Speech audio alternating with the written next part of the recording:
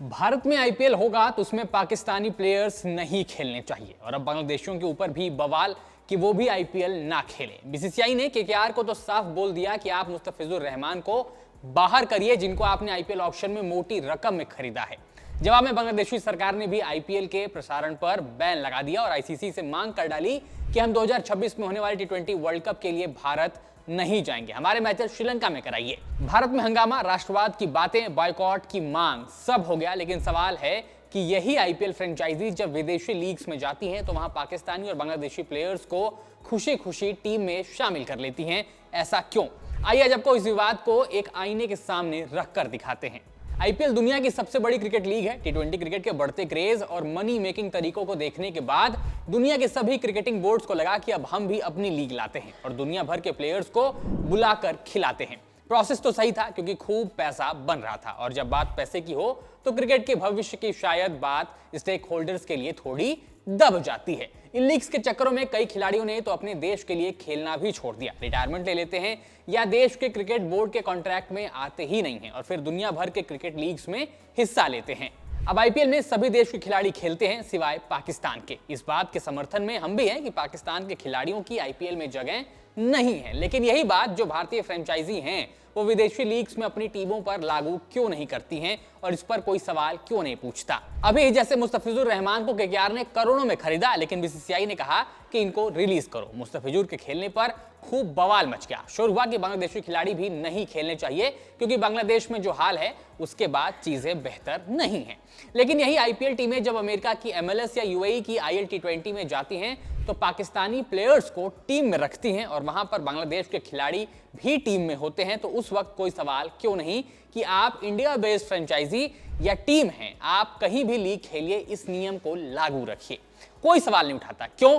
क्योंकि वहां कोई राष्ट्रीय दबाव नहीं है और ये सिर्फ बिजनेस है। लेकिन भारत में खेल और राजनीति अलग नहीं है। अमेरिका की मेजर लीग क्रिकेट यानी एमएलएस में 6 टीमें हैं और 4 आईपीएल फ्रेंचाइजी से जुड़ी हैं। मुंबई इंडियंस की MI New York, Chennai Super Kings की Texas Super Kings, Kolkata Knight Riders की एलए नाइट राइडर्स और दिल्ली कैपिटल्स की सिएटल ऑर्कस। अब जरा ये सच सुनिए, एमआई न्यूयॉर्क की टीम में पाकिस्तानी मूल के प्लेयर्स जैसे हम्माद आजम और एहसान आदिल खेल चुके हैं और पिछले सीजन भी एमआई की टीम का हिस्सा थे। ये पूर्व पाकिस्तानी इंटरनेशनल प्लेयर्स हैं, अब यूएसए में बस गए हैं, लेकिन इनके खेलने पर किसी को कोई आपत्ति नहीं है।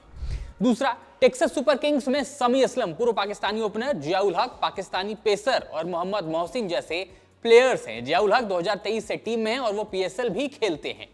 एल नाइट राइडर्स में सैफ बदर खेलते हैं और ये पीएसएल के भी खिलाड़ी हैं। सिएटल ऑर्कस में इमाद वसीम पाकिस्तानी ऑलराउंडर, जाने माने चेहरे हैं। जमान खान पाकिस्तानी पेसर खेल चुके हैं। इमाद वसीम और जमान खान दोनों 2024 में टीम का हिस्सा थे।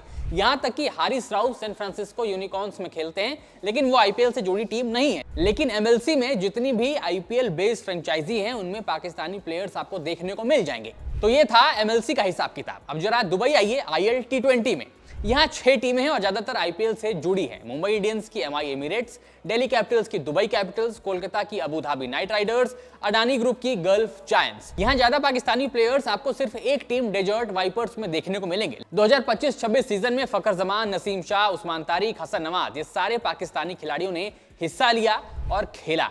अब जिस बांग्लादेश को लेकर बवाल आईपीएल में हुआ, उसी बांग्लादेश के खिलाड़ी आईएल टी20 में इन्हीं आईपीएल टीम्स की फ्रेंचाइजी का हिस्सा हैं। तब तो कोई सवाल नहीं उठाया गया। जिस मुस्तफिजुर रहमान को लेकर इतना बखेड़ा बन गया, वही मुस्तफिजुर रहमान आईएल टी20 में केकेआर की team Abu Dhabi Knight Riders का हिस्सा थे। लेकिन टूर्नामेंट शुरू होने से कुछ दिन पहले ही टीम ने उन्हें रिलीज कर दिया क्योंकि बांग्लादेश की टीम ने मुस्तफिजुर को एनओसी नहीं दी थी। लेकिन यह भी जानना जरूरी है कि साउथ अफ्रीका की टी20 लीग SA20 में आज तक किसी पाकिस्तानी खिलाड़ी ने खेला ही नहीं है। अब इसका कारण जो बताया जाता है कि SA20 की सभी टीमें इंडियन फ्रेंचाइजी बेस्ड हैं, तो ऑक्शन लिस्ट में रजिस्टर करने के बावजूद भी पाकिस्तानी प्लेयर्स में दिलचस्पी नहीं रहती ओनर्स को। वहीं इंग्लैंड की द 100 में 2025 में 45 पाकिस्तानी मेंस और 5 वुमेन्स खिलाड़ियों ने रजिस्टर किया था, लेकिन कोई नहीं चुना गया।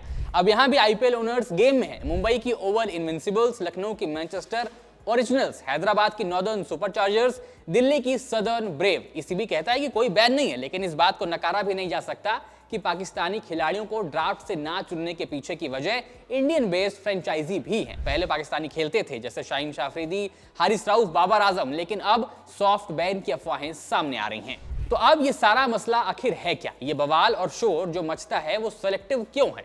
अगर 2-3 लीग्स में बिना बोले बैन जैसा कुछ लगा ही दिया है तो बाकी कुछ लीग्स में क्यों नहीं? क्या वहां इन फ्रेंचाइजियों की नहीं चल पाती और पैसा ज्यादा जरूरी है? तो अब इतना तो कह ही सकते हैं कि भारत में बैन, लेकिन विदेश में सब चंगा है। लेकिन बात यही नहीं रुकती। अब जब आप एशिया कप खेलने दुबई जा सकते हैं, पाकिस्तान के विरुद्ध मैच भी खेल सकते हैं और फिर बड़े ग्राउंड पर कहा जाता है कि ये एक मल्टीनेशनल टूर्नामेंट है और हम जब कॉमनवेल्थ और ऐसे बड़े इवेंट्स को होस्ट करने की बात करते हैं तो उस केस में हम ऐसे इवेंट्स को अवॉइड नहीं कर सकते जहां पर मल्टीनेशनल टूर्नामेंट्स चल रहे हैं। चलिए एक बार को ये भी मान लेते हैं, लेकिन इसका मतलब एक और चीज निकल कर आती है कि अब एशिया में भारत सिर्फ श्रीलंका और अफगानिस्तान से ही मैचेस खेलेगा, क्योंकि पाकिस्तान के साथ बायलेटरल सीरीज तो नामुमकिन है और अब बांग्लादेश के साथ ये बवाल और सीरीज का कैंसिल होना। तो अब एसीसी यानी एशियन क्रिकेट काउंसिल क्या करेगा? सिर्फ आराम करेगा? अब इस पर अपनी ओपिनियन कमेंट्स में आप लोग बताइएगा कि आप क्या सोचते हैं। वीडियो पसंद आए तो लाइक करिएगा, शेयर करिएगा और खबर गांव को सब्सक्राइब जरूर करिएगा।